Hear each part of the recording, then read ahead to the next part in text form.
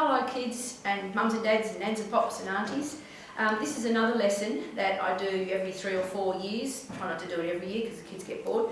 But it's kind of relevant at the moment because throughout history, right back to caveman days, archaeologists and people have found comfort toys or comfort creatures in even caves in the many millions of years ago. They found children's needing, and even adults needed a good cuddle and a comfort every now and then. So in these times when we're not actually supposed to cuddle each other, it might be nice to make a cuddly something, a cuddly teddy or a cuddly toy or doll that can give you comfort, and it's therapeutic to actually make it. It's all these interesting recycled things from home. You don't need anything, really flash. And if you can't find these kinds of materials, places like, and that I believe they're going to stay open, and that is the op shops and things. And you go into an op shop, and I found some amazing textured fabrics in the dog blanket box. They're perfectly clean and wonderful, and you can take them home and clean them anyway. But also in the rag bag boxes, if I'm making something like this, I'll go and get rag bags and I'll wash them all thoroughly. You can disinfect them if you're feeling nervous about the fabrics. But they are still really good fabrics, and sometimes they've got the right kind of texture to make a certain sort of animal. An example of that is we are going to make these animals using newspaper, using wrapped materials, and just a tiny bit of masking tape. You don't need masses of this. The kids often line with masking tape. You don't have to do that. Just a small amount is enough. But this is made of a jumper that many years ago my husband threw out, and now of course it's very precious to me because it's special, and it was an old jumper that his mum knitted, and so it's historic, and I chopped it up some years ago, and he didn't know about it, which was okay, because it went in the rag bag. It just was going to be thrown out anyway, and it made a very cute little dog animal that I used as an example to show the kids how to do this about 5 to 6 years ago. So that one is there. So to begin with, to make any one of these animals, this one's falling apart a bit, so then we've got to talk about that. It's basically an armature. Now, an armature is like a skeleton, and most of these animals that we've made, this one it feels really rigid, so it might have a bit of wire up the middle of it, but I don't think it has. I think this was a really good student who did a really tight newspaper armature. Skeletal system in most creatures is on the inside. You have the exoskeletons for animals.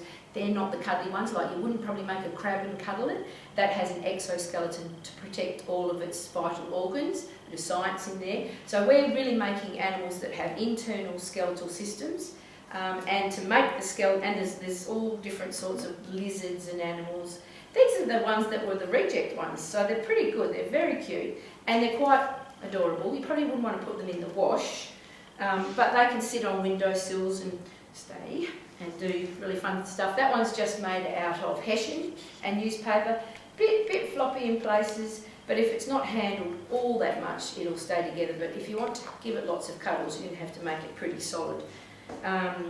There's been over the years, boys and girls, like to scare their mums and people with something like a big stick insect. And I've heard stories after they've made these. Oh, Mrs. Davis, I took this home and put it on the fly screen front or back door and scared the life out of my poor nan. I thought, oh, great, okay. So that's what you can do. You can make it even out of just a thin bit of wire with other bits of wire in here, but essentially it's wrapping the structure to make it look like what the kids want it to look like. This one's not all that structural. The head is a bit, but it's still incredibly cute. And it was a combination of old wire from the back shed type of thing with some foam bits on the end. And then they've done these creative little eyes here with wire. So you can use wire, you can use sticks, you could use grasses. A lot of Indigenous people in our region and all over Australia and all over the world make animals and baskets out of woven grasses and different things, and that's sort of back into the weaving lesson a little bit. But this one is little animals. Okay, to start with, you have to make a basic body. And all you do, with that, is a couple of bits of newspaper. Newspaper is actually quite strong, and you really screw it up, like that. And then you start to add on another bit of newspaper to maybe make a head. So you make a smaller piece like that. And I guess in your mind you have to think, what are you going to make? Are you going to make a long lizard? Are you going to make a big round teddy bear? If you make a big round teddy bear, you probably need more for the main body, tummy part, maybe more like that. That was going to be a turtle, but you could convert it into a teddy bear by a big fat tummy or a little tummy, and you have to add on the legs. So let's pretend that's a leg, and let's work with that. And in the art world, this is called an armature, which is the skeletal part of it. Obviously, the leg doesn't need as much as the other parts. A couple of little bits of masking tape on there. Make the newspaper nice and tight. Put it on there, put it on that side. This is where some of the kids like to use up all my masking tape and tape the whole thing. They don't need to, because what you're wrapping around it, that was a tail, so I'm trying to make it into another little leg. And then possibly a couple of bits of newspaper for you. Little arms there. Got up in all the tape. And basically that's just like the inside of, and you've got to get it all dressed and everything. So there's a little basic, there's one arm missing of course, little legs, and then that is what you would work on. That goes on the inside, that's the skeleton. That keeps the structure going. Here's one for a lizard, and this was a long piece of newspaper. It would be that kind of shape. It up. And I'll double it over for extra strength. And then get some more.